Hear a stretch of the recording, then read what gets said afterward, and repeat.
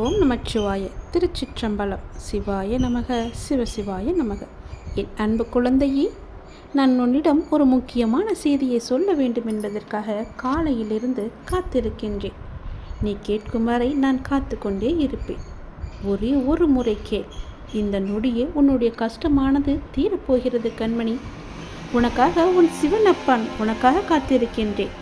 நீ எப்போது என்னை தொடுவாய் என்று, நான் சொல்வதை நீ எப்போது கேட்பாய் என்று.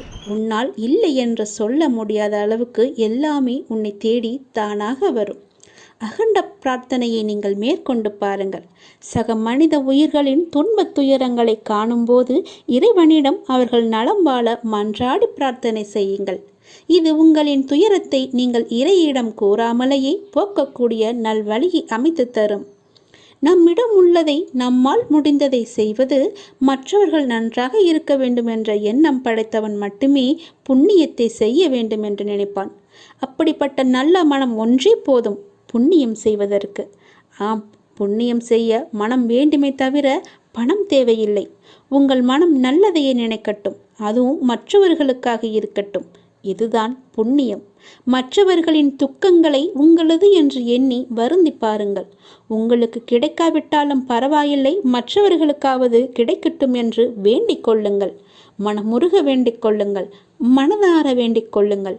அனைத்து உயிர்களுக்கும் உங்களுக்கும் தொடர்பு உண்டு என்று எண்ணிக்கொள்ளுங்கள். உங்களால் அனைவருக்கும் அன்பான ஆதரவான எண்ணங்களை அளிக்க முடியும் என்று நினைத்து பாருங்கள். உங்கள் எண்ணங்கள் அனைத்தையும் நிறைவேற்றும் என்று நம்புங்கள். இறைவனை துணைக்கு அழையுங்கள். மற்றவர்களுக்காக உதவ இறைவனிடம் நீங்கள் வேண்டுங்கள். தன்னலமற்ற எண்ணத்தை இவ்வுலகில் பரவ விடுங்கள். அனைவரும் உங்களுக்கு அன்பானவர்களாக மாறிவிடுவார்கள்.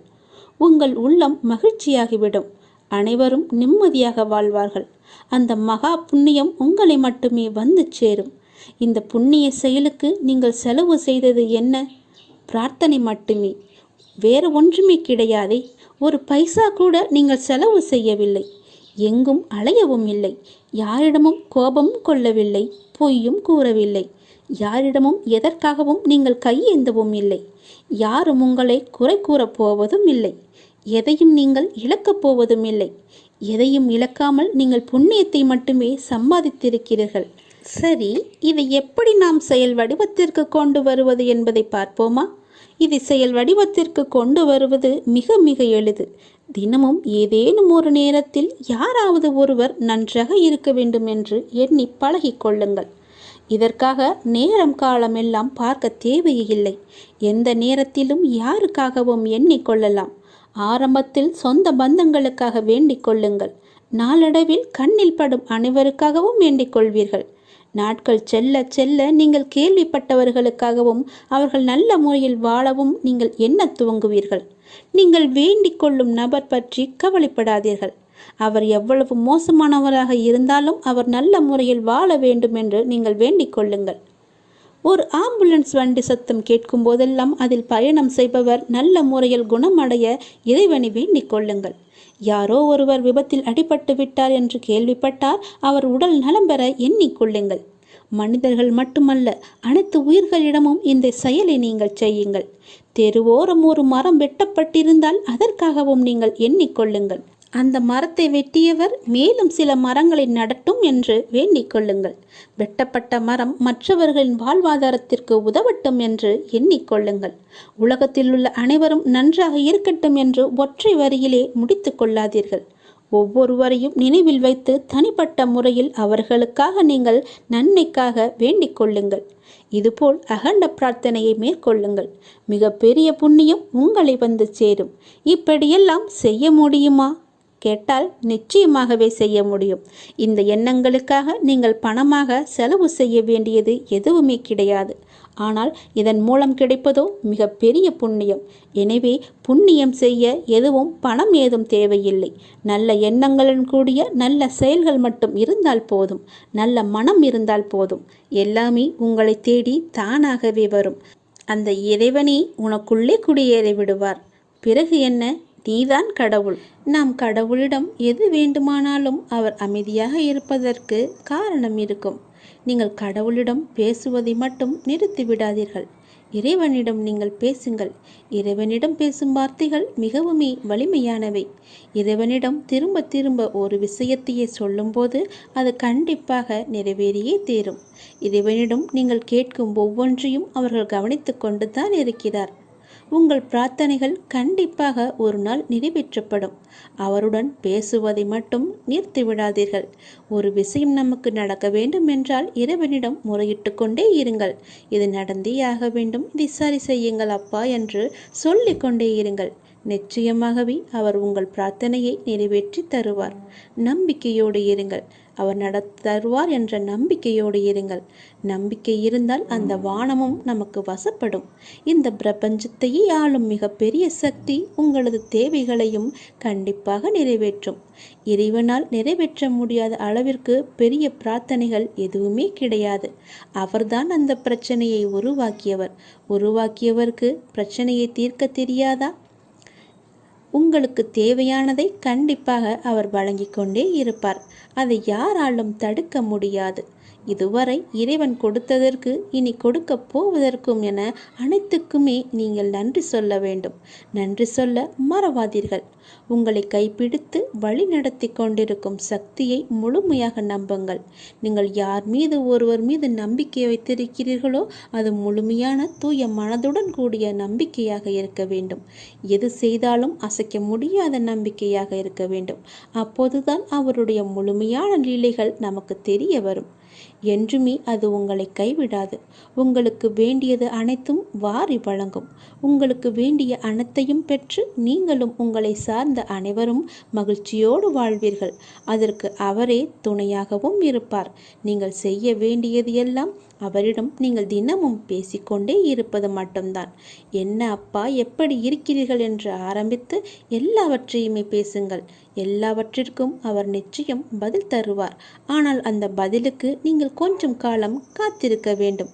உடனடியாக நடக்க வேண்டும் என்றால் அது நடக்காது.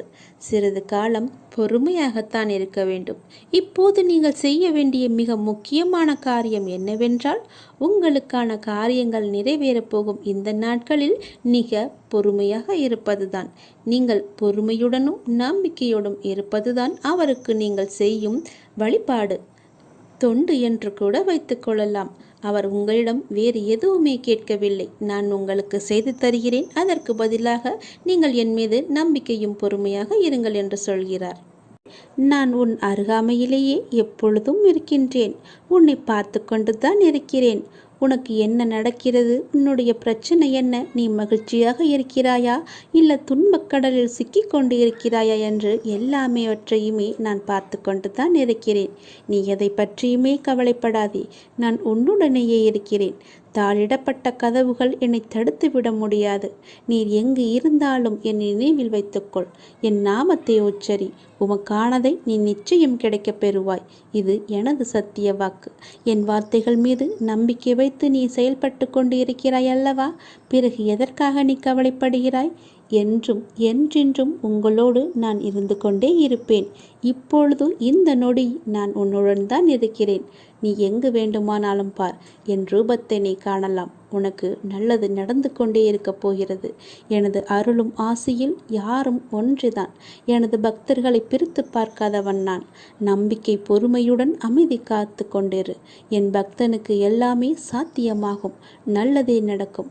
எனது அன்பு குழந்தையே, நீங்கள் கடந்து வரும் பயணத்தில் கடைசி நிமிடத்திலும் பொறுமையையும் புத்திசாலித்தனமும் தைரியமும் இருந்தால் எப்படிப்பட்ட துன்பத்தையும் எளிதாக நீங்கள் கடந்து விடலாம்.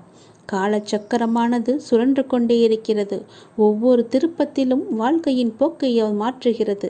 பருவங்கள் குளிர்காலத்துடன் முடிவடையாது. வசந்தம் துளிர்விடும் சிறப்புடன் திரும்புகிறது. சுழலும் சக்கரம் மேலும் கீழும் அசைவது போல ஒரு நீண்ட இரவுக்கு பின் அழகான ஒரு வெளிச்சம் வருவது போல ஒரு பிரகாசமான ஒளி உதயமாகும் இல்லவா? அது போலத்தான் உங்களுடைய இன்பங்களும் துன்பங்களும் நம்மை தவிர்க்க முடியாமல் பின்தொடர்ந்து கொண்டிருக்கின்றன. இவை எல்லாமே உன்னுடைய முன்ஜென்ம கர்மாக்கள். ஆனால் தொந்தரவு இல்லாமல் இருப்பது வாழ்க்கையின் முக்கியத்துவம். உண்மையை அறிந்து கொள்ளுங்கள். எதுவாக இருந்தாலும் அப்பாவின் பாதங்களை நீங்கள் சரணடைந்து விடுங்கள். அவருடைய பாதங்களை நீங்கள் பற்றி கொள்ளுங்கள். சதா காலமும் அவருடைய நாமத்தை நீங்கள் ஜபித்து கொண்டே இருங்கள். உங்களுக்கு வேறு எந்த பிரச்சனையும் வராது, எந்த கஷ்டமும் உங்களை நெருங்காது. காலம் கடந்தும் ஆட்சி செய்யும் இறைவனின் முழுமையை நீங்கள் அடைய முற்பட வேண்டும். அப்போதுதான் உங்களுக்கு வந்த கஷ்டங்கள் எல்லாம், துன்பங்கள் எல்லாம் காணாமல் போய் நிம்மதி கிடைக்கும், மகிழ்ச்சி நிலைத்து நிற்கும். அவருடைய நாமத்தை நேரம் கிடைக்கும் போதெல்லாம் ஜபித்து கொண்டே இருங்கள்.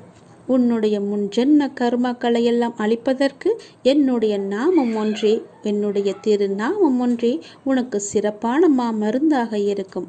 வந்த இடம் தெரியாமல் ஓடுவதற்கு, உன்னுடைய கர்மா வந்த இடம் தெரியாமல் ஓடுவதற்கு என்னுடைய நாமத்தை நீ ஜபித்து கொண்டே இரு. இடைவிடாது ஜபித்து கொண்டே இரு. விரைவாகவே உனக்கு ஒரு நல்ல செய்தியை நான் உனக்கு செவி வழியாக கொடுக்கப் போகிறேன். அதை கேட்டதும் எனக்காக ஒரே ஒரு தீபம் ஏற்று உன்னுடைய வீட்டில். வானளவில் உள்ள ஆழம்தான் இந்த உலகம். இந்த மேகங்கள் போலத்தான் வாழ்க்கையும். அதில் வாழ்க்கையை நெறிகளுடன் கூடிய வாழ்க்கையாய் பார்த்து வாழ்பவர்கள் மிக குறைவு. என் பிள்ளைகளுக்கு முதலில் நான் பயிற்றுவிப்பது ஒழுக்கமும் நேர்மறையான எண்ணங்களும் தான். அதில்தான் நீ இப்போது இருக்கிறாய். பயிற்சி நடக்கும்போது சில போராட்டங்கள், குழப்பங்கள் எல்லாம் நிகழும். அதை பார்த்து நீ பயப்படாதே. உனக்கு இது நல்லதா கெட்டதா என குழம்பி முடிவுகள் எடுக்க முடியாமல் போகும் தருணம் கூட வரலாம். அப்பொழுதும் நீ பயப்படாதே. அப்படி உனக்கு குழப்பம் வரவில்லை என்றால் அதில் உனக்கு பயிற்சியே சரியாக இல்லை என்று அர்த்தம். பயிற்சியில் தோல்விகள், வெற்றிகள் என இரு முனைகள் இருக்கின்றன. அதில் நீ வெற்றிக்காக போராடு. தோல்வி ஏற்படுகிறது என்றால் உன்னுடைய அப்பா உனக்காக பெரிய வெற்றியை வைத்திருக்கிறேன் என்று எண்ணி உன் மனதை நீ சாந்தப்படுத்திக்கொள். தோல்வி எதிர்நோக்குபவர்கள் சாதனையாளர்கள் என்பதை மனதில் வைத்து என்மேல் நம்பிக்கை வைத்து பொறுமையுடன் காத்து கொண்டிரு. விரைவாகவே நீ கேட்ட நல்ல செய்தியை நான் உனக்கு கொடுக்கப் போகிறேன். அந்த விரைவில் நல்ல செய்தி என் வழியே உன் வீட்டிற்கு வரும். உன் வீடு தேடி வரும். கவலையே படாதே. இனி நீ மகிழ்ச்சியாக இருப்பாய். அந்த செய்தி உன் செவி வந்து சேரும் நேரம் எனக்காக உன் வீட்டில் ஒரே ஒரு தீபம் ஏற்று. உன் தீபத்தின் வழியாக நான் உனக்கு காட்சி தருவேன். உன்னை சுற்றி பார்க்கும் இடமெல்லாம் நானே காட்சி தருவேன். எங்கு பார்த்தாலும் என்னுடைய ரூபமே உனக்கு தெரியும். அதிலிருந்தே நீ தெரிந்து கொள். எனக்கு அப்பனின் அருள் இருக்கிறது என்றும் அப்பன் சொன்னபடியே எல்லாம் நடக்கும் என்றும் உன் மனதை நீ தைரியமாக வைத்துக்கொள். சந்தோஷமாக வைத்துக்கொள். நீ கேட்ட நல்ல செய்திக்கான முதல் அறிகுறி என்னுடைய காட்சித்தான். ஒளியின் ரூபமாக நான் உன் வீட்டிற்கு வருவேன். வந்து உனக்கு காட்சி தருவேன். நீ எங்கு பார்த்தாலும் நான் உன் வீட்டில் முழுவதுமாக இருப்பேன்.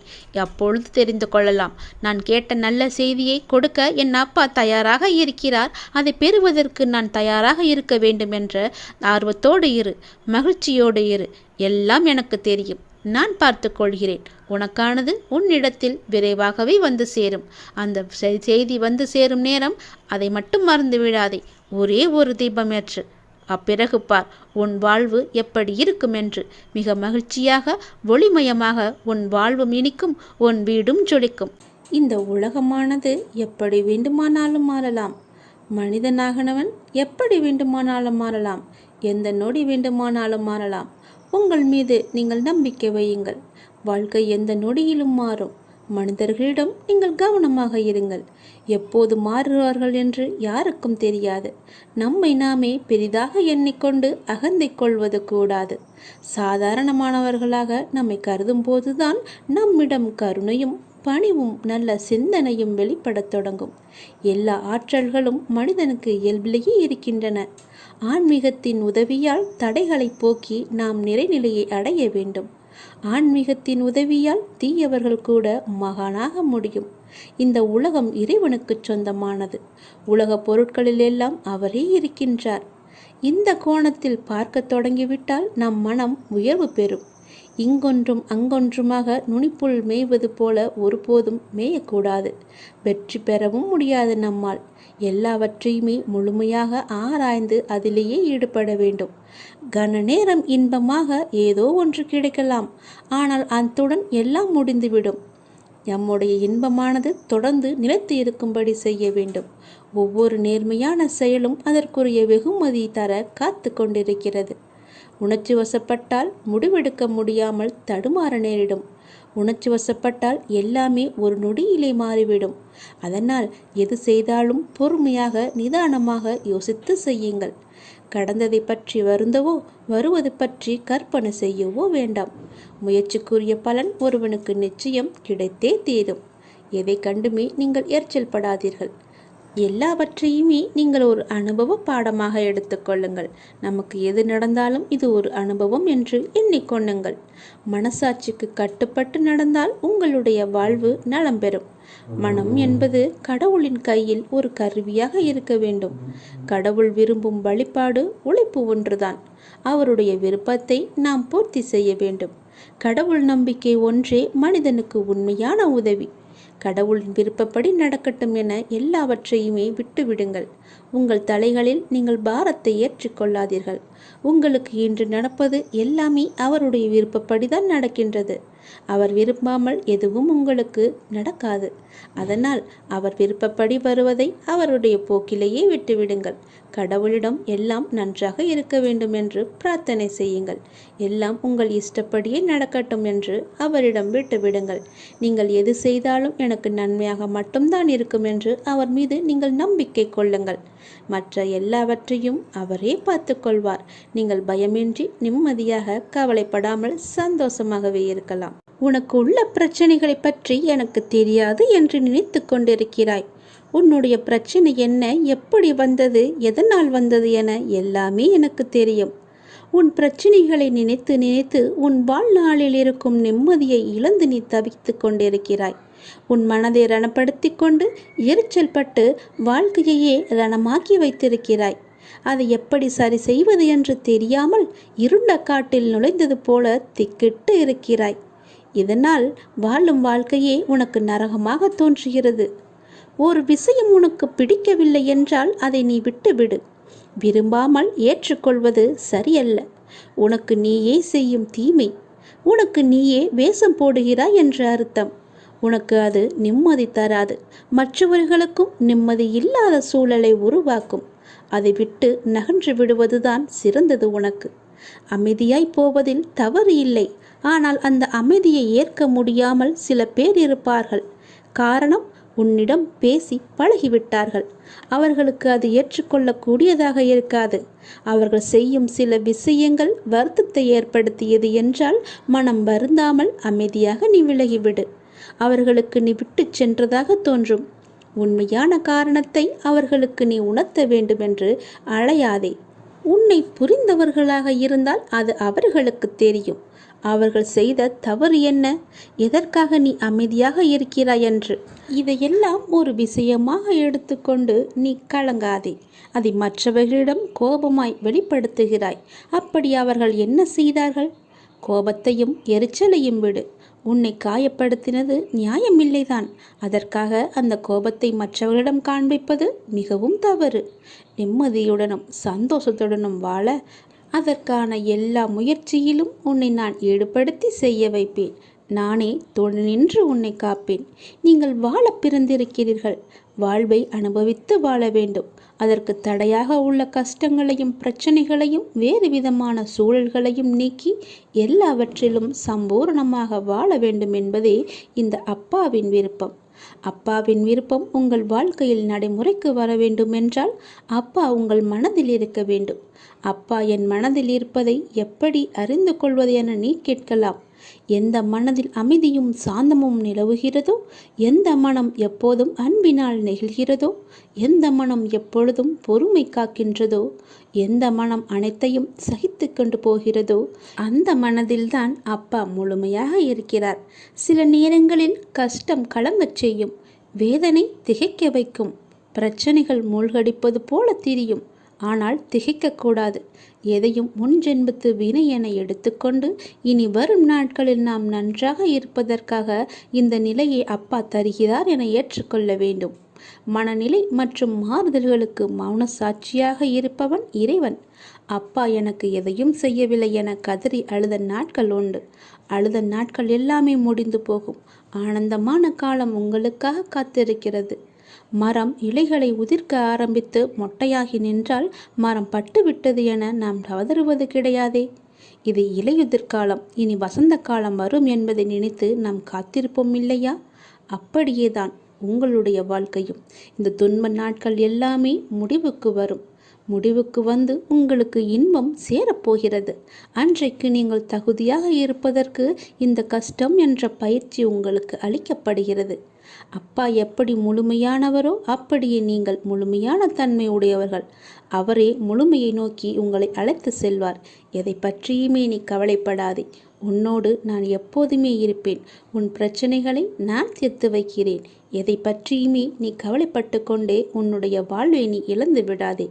நிறையவே பிரச்சனை இருக்கிறது. எதை சொல்லி எங்கே போய் அழுவது என்று தெரியாமல் நீ தினமும் புலம்பி தவித்து கொண்டிருக்கிறாய். எனக்கென்று யாருமே இல்லையே, நீங்களும் இருக்க மாட்டீர்களா அப்பா என்று என்னிடமே நீ கேட்கிறாய். உனக்கு யார் இல்லை? எல்லோருமே இருக்கிறார்களே. நீதான் அவர்களை புரிந்து கொள்ளவில்லை. யார் என்று சொல்கிறேன் தெரியுமா? அந்த கடவுளை தான் சொல்கிறேன். உனக்காக அம்மாவாக அந்த அம்மன் இருக்கிறார். அப்பாவாக அப்பன் ஈசன் இருக்கிறார். குருவாக நானும் இருக்கிறேன்.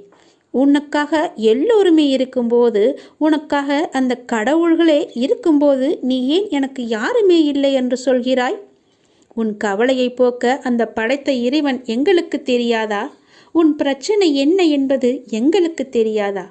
உன் பிரச்சனையை கேட்பதற்கு எவரும் இல்லை என்று நீ கவலைப்படாதே. உங்களுக்காக உனக்காக நாங்கள் எல்லோருமே இருக்கிறோம். எந்த பிரச்சனையாக இருந்தாலும் சரி, எங்களிடம் சொல். உடனே நாங்கள் தீர்வு கொடுக்கிறோம். உனக்காக, என்னுடைய குழந்தைகளுக்காக நாங்கள் எது வேண்டுமானாலும் செய்வோம். உன்னை படைத்தது யார் என்று நினைக்கிறாய்? உன்னை படைத்தது நாங்கள்தான். எங்களுக்கு தெரியாதா?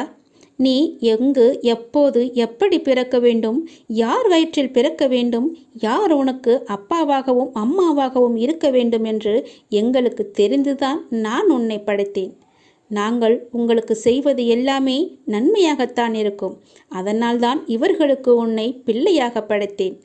இப்போது நடந்தது, இதற்கு முன்பு நடந்தது, இனிமேல் நடக்கப் போவது எல்லாமே எங்களுக்கு தெரிந்துதான் நடக்கிறது என்பதை நீ ஏன் மறந்துவிட்டாய்?